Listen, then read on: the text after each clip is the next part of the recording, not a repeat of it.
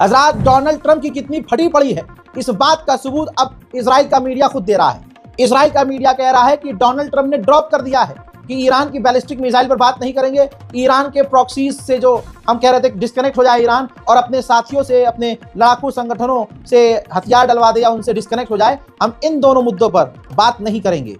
समझ रहे हैं आप? ये इजराइल का मीडिया कंफर्म कर रहा है। मोहतरम हज़रात, रशिया की एंट्री हो गई है। रूस के विदेश मंत्री माननीय सर्गेई लावरोव ने बड़ी बात कही।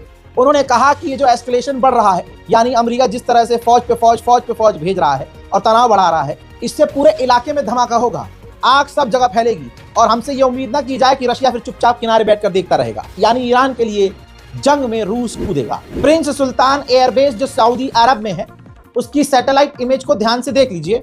एक्सप्लेन मैं कर रहा हूं। ये अमेरिका का बेस है सऊदी अरब में।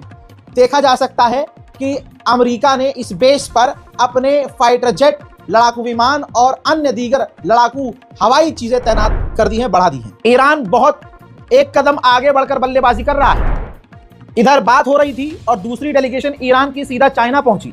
चाइनीज डेलीगेशन से और गवर्नमेंट से मुलाकात की। चाइना ने न्यूक्लियर के ऊपर ईरान का साथ दिया और कहा कि ईरान को न्यूक्लियर एनरिच करने का अधिकार है, उसको दबाया नहीं जा सकता।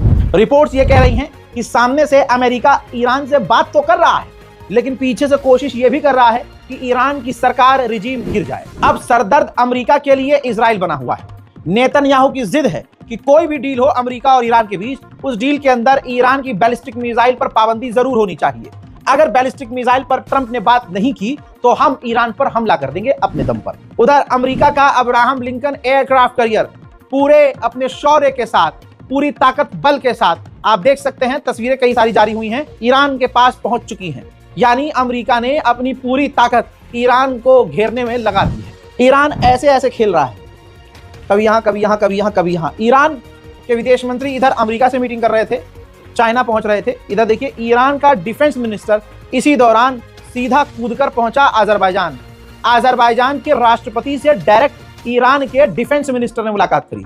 भाई, डिफेंस मिनिस्टर यानी रक्षा मंत्री, तो वो क्यों गए होंगे? जाहिर सी बात है, अजरबैजान पहले ही कह चुका है कि हम अपनी जमीन, अपनी हवा, अपने एयर स्पेस का इस्तेमाल ईरान हमला करने के लिए इस्तेमाल नहीं होने देंगे। अब शायद उसकी कंफर्मेशन के लिए या उनके ही घर में घुसकर ईरान के रक्षा मंत्री धमकाने के लिए गए।